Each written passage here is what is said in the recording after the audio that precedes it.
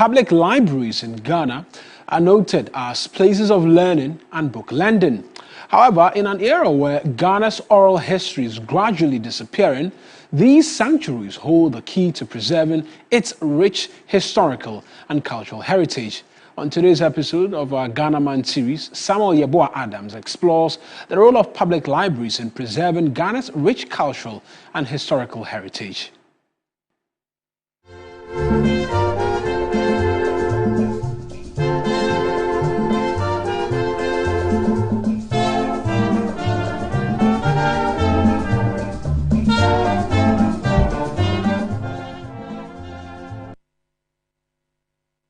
Public libraries serve as guardians of the past and bridges to the future. They preserve the heart and soul of the country and its people by keeping historical records that may be in extinction. The George Padmore Research Library and the Accra Central Libraries are examples of these sanctuaries where significant historical documents live. If you come to the George Padmore Library on African Affairs, for example, we have books on how Greater Accra started.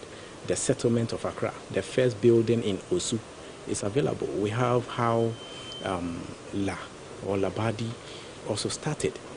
All the great communities in Accra, how they started, we have books on them.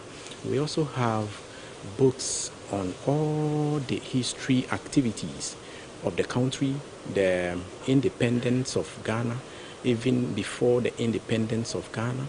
We have books as far back as 1600s, 1800s. We also have all the newspapers, the daily newspapers of the country, ranging back as far back as 1950. Unfortunately, only academic researchers visit these public libraries. If you go to the Ghana Library app, we have majority of this information also available to them online, that they can easily go and have access to them. And also all our branch libraries across the country, even the Accra Central Library, the children's libraries in the country, they are also for free. And we have been organizing activities in the libraries like the reading clubs. We also have online courses made available to the Gen Zs, as you call them, which they are making benefit out of these particular programs. But why is a younger generation shying away from libraries? Now everything is technology, and you can easily go to, when I was even coming here, I used Google Map. You can easily go to Google and be like Ghana's history, and everything will just pop up for you to read.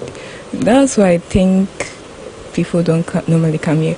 They have to be given a lot of I wouldn't say a lot of money, but in a sense, a way that whenever they want to do something, okay, they'll be supported, you see, in order to get the place more active. 73-year-old Samuel has been visiting the Accra Central Library for more than 5 decades. He feels the need to nourish his mind with knowledge every day and admonishes young people to endeavor to visit public libraries to learn about the history of Ghana. 1973, I started patronizing the library. So when I close from school, I come here to go over my notes that the teacher teaches me and whatnot. So the library is a good instrument for the students to advance their education. They should become, because the most important of all is that they should be fishing out for the makers of civilization, because they have something to tell us, you see. And those things are also in the history.